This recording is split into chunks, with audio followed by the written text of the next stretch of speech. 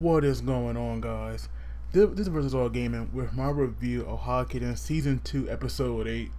And this episode starts off with Shino and Satomi. They are talking about this boy that has been gone for, I believe it was half a year, or maybe it was a year, that he has been gone and he has finally come back. And of course, he is still the same age as he was when he first disappeared. So now Satomi wants Shino to go investigate because at first it was like Shino was kind of like ignoring him, but then we heard him the second time that they were kind of similar because he has not grown at all in a year. It definitely catches Shino attention.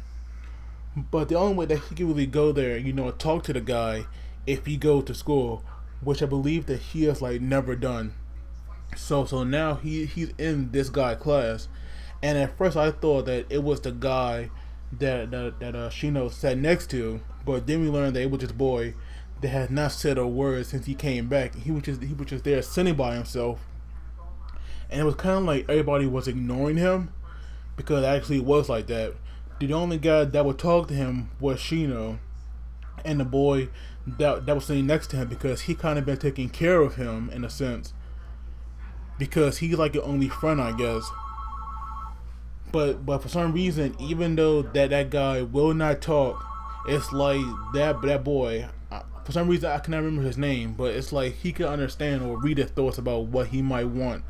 So now, those two are kind of like inseparable, and Shino is wondering like what's going on and why didn't he like say anything. So now that I figure that mystery out, and then when Sosuke sees him, he even said that there's like this strange air around him, but he can't really put his finger on it.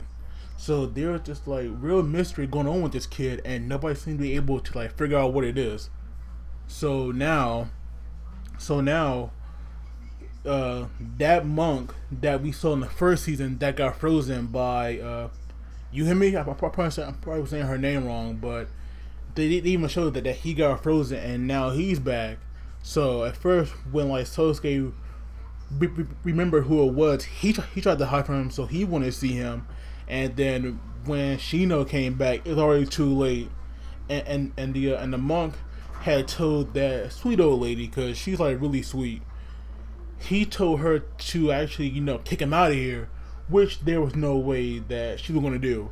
But he put like all these talismans in this room, which to me was like definitely too much.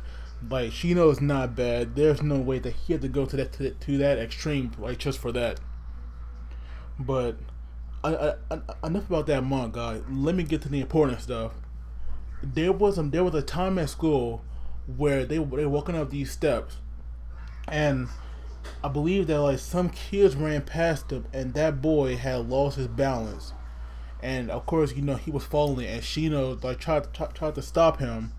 But Shino fell as well, and when they hit the ground, there was just like this puddle of water just coming from his body. So at first, I thought that like maybe he was possessed, or like something could be after him, because back during the first day when Shino met him, there were like the plants just growing on the window, but they was like more like an illusion, or they just disappeared almost instantly.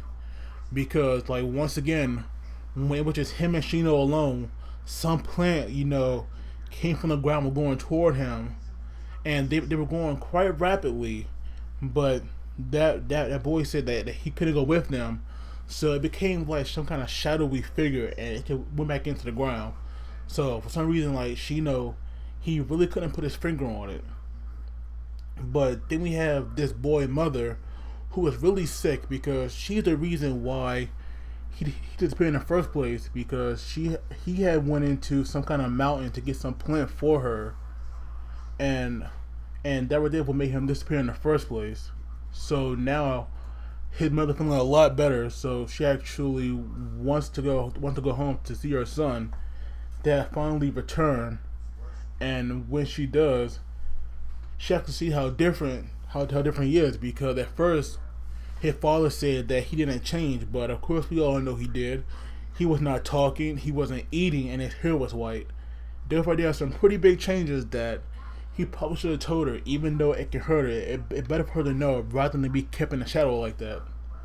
So now now that she's talking to him, he actually he starts opening a little bit, because we actually see that it's kind of like he had amnesia, because at first he didn't recognize his own mother. So she was like opening up to him, and she was holding him, because at first he thought that she might hate that she might hate that flower that was supposed to make her better. But of course she doesn't hate it at all. Like, because why would she hate it? She had no reason to. But then we actually learn that his wish had been fulfilled, and we see that his body has slowly turned to sand, because Shino, Sosuke, and that little boy, they had went to the mountains, and like Shino had that boy memory, because he had saw what happened, and he started running forward, and that's when he had like ran off this cliff. But we all know Sosuke was gonna save him, and he did. And when they went down there, we saw that the boy had died, because he must have fell and died. But because he wanted his mother to see that flower and get better so much, those plants, which I'm guessing have like a spirit of their own, they had actually made a copy of that boy, so that he could fulfill his wish. And now his soul has like really passed on. And to me, I was not expecting that. I really thought that like maybe he was possessed by something, and then like after he saw his mother and stuff, that he go back to normal. I really wasn't expecting him to be dead for good. So that right there really got me in the feels, because I just couldn't believe it. I thought we were gonna have a happy ending, not a sad one. So, which is crazy. Like, that is an ending that I never would have saw coming. So yeah, this episode was very good. It also very sad. Like, let me know if this one hit you in the feels as much as it did to me. But as always, guys, don't forget to like the video and subscribe. And as always, you guys take it easy. And we'll see you all next.